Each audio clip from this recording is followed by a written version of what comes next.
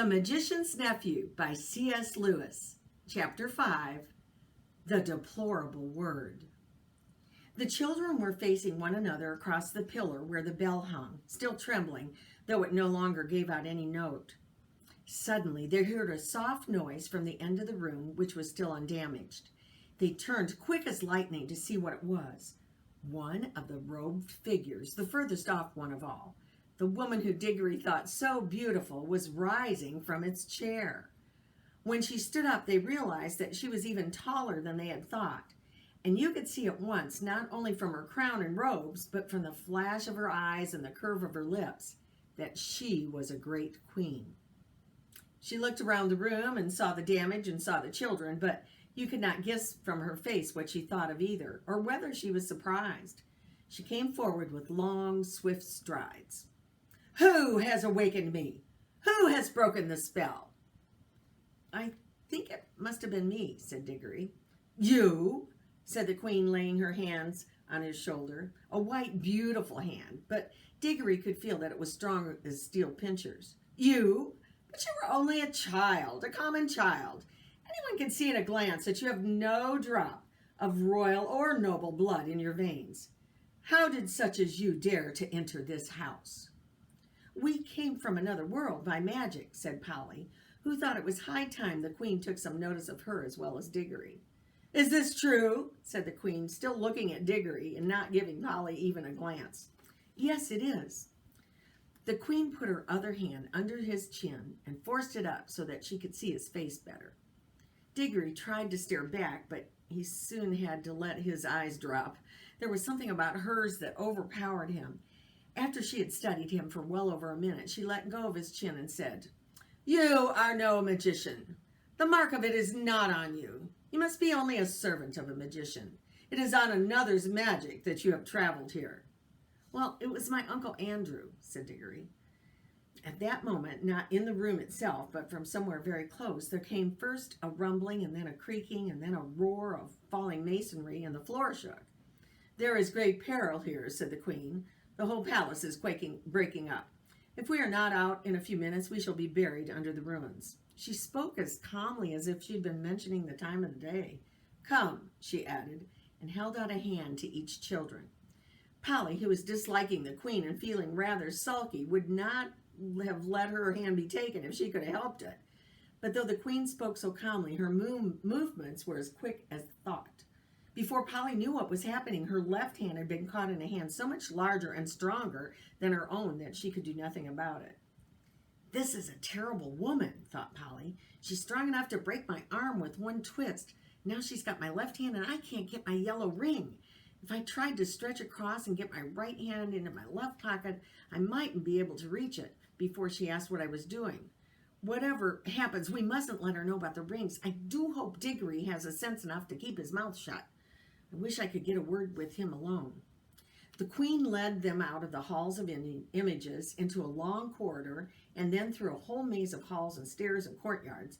Again and again they heard parts of the great palace collapsing, sometimes quite close to them. Once a huge arch came thundering down only a moment after they had passed through it. The queen was walking quickly. The children had to trot to keep up with her, but she showed no signs of fear. Diggory thought, "She's wonderfully brave and strong. She's what I call a queen.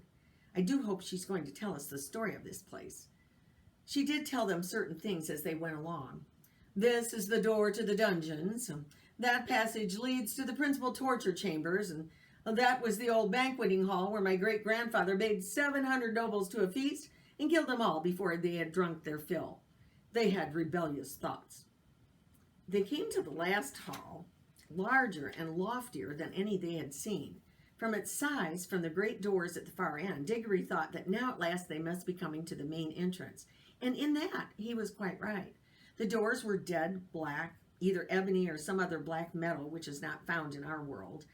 They were fastened with great bars, and most of them too high to reach and all too heavy to lift.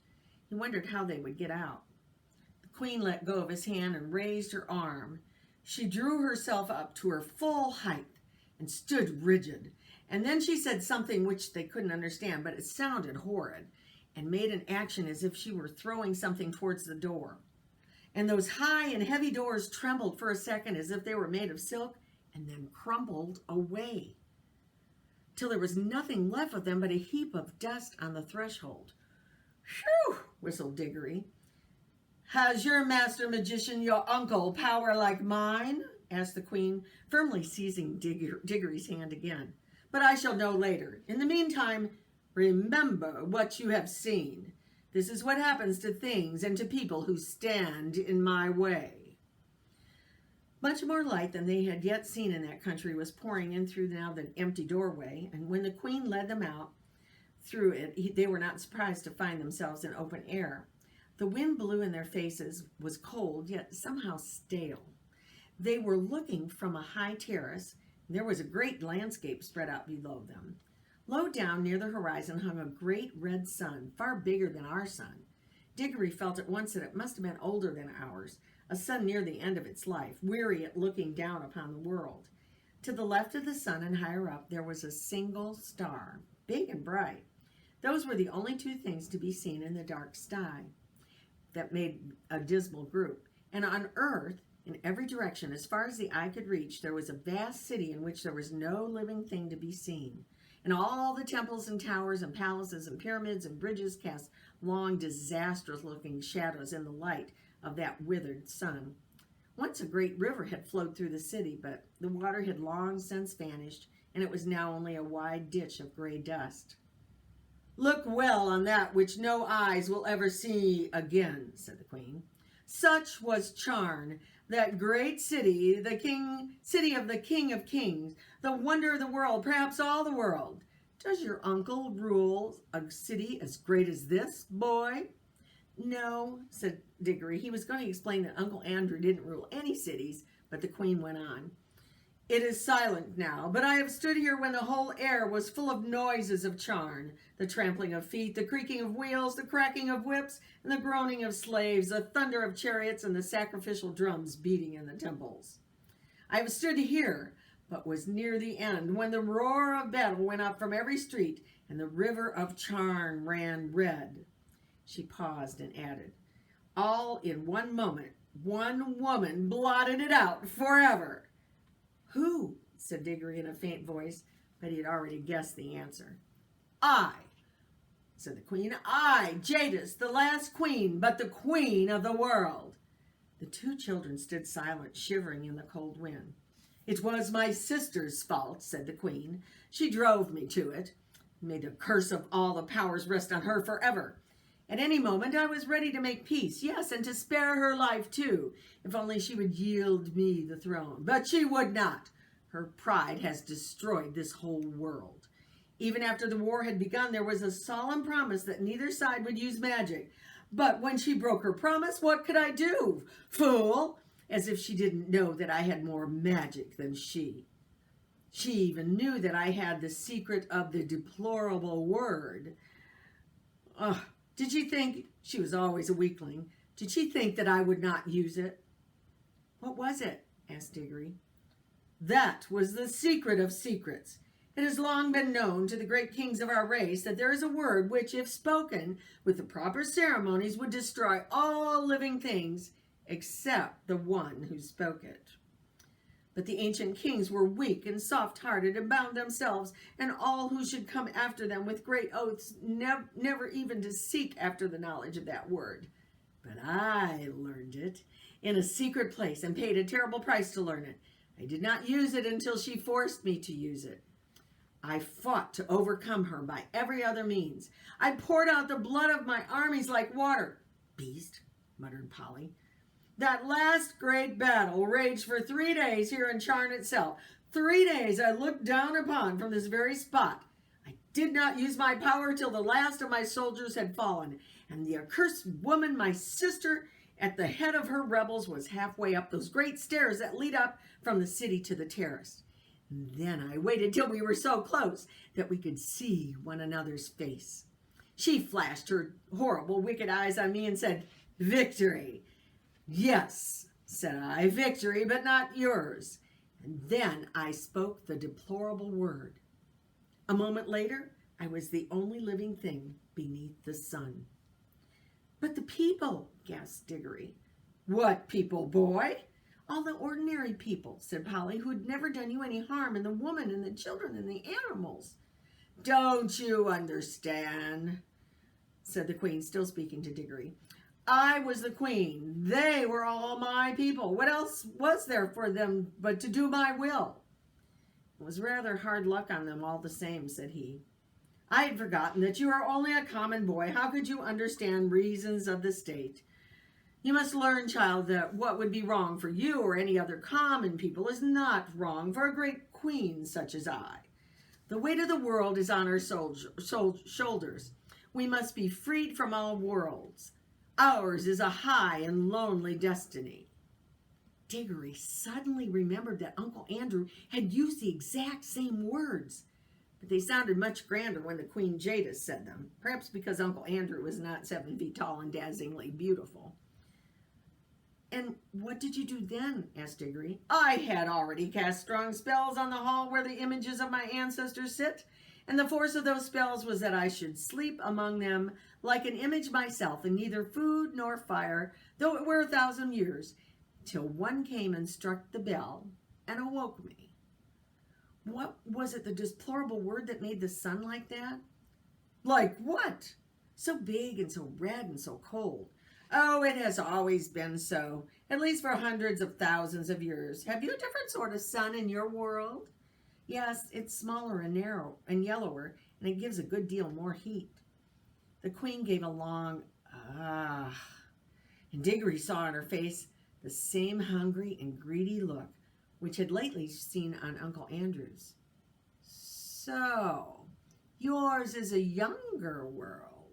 She paused for a moment to look once more at the deserted city, as if she were sorry for all the evil she had done. She certainly didn't show it.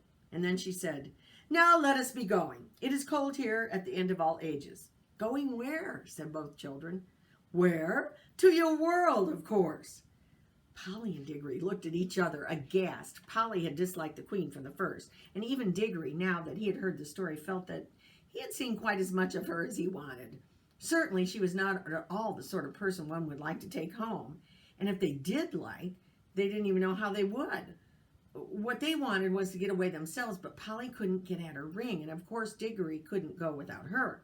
Diggory got very red in the face and stammered, our world, I didn't know you wanted to go there. What else were you sent here for if not to fetch me? I'm sure you wouldn't like our world at all, said Diggory. It's not her sort of place, is it, Polly? It's very dull, not worth seeing, really. It will soon be worth seeing when I rule it.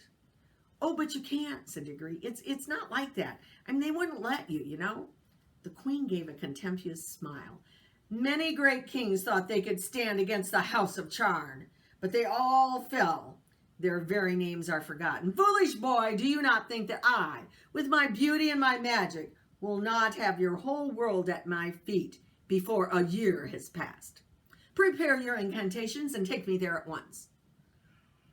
This is perfectly frightful, said Diggory to Polly. Perhaps you fear for this uncle of yours. But if he honors me duly, he shall keep his life and his throne. I am not coming to fight against him. He must be a very great magician if he has found how to send you here. Is he the king of your whole world or only part? He isn't king of anywhere, said Diggory. You are lying. Does not magic go with royal blood? Who've ever heard of common people being magicians? I can see the truth whether you speak it or not.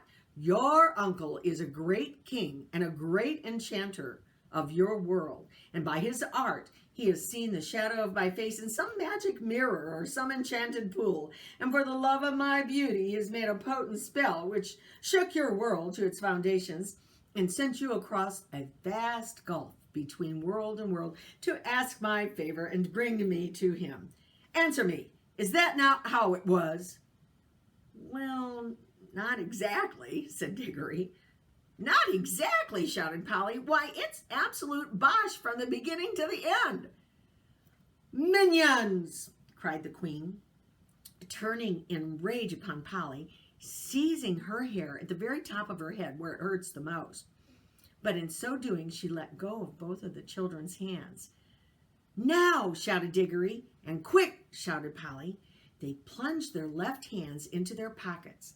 They did not even need to put the rings on. The moment they touched them, the whole of that dreary world vanished from their eyes. They were rushing upward, and a warm green light was growing nearer overhead.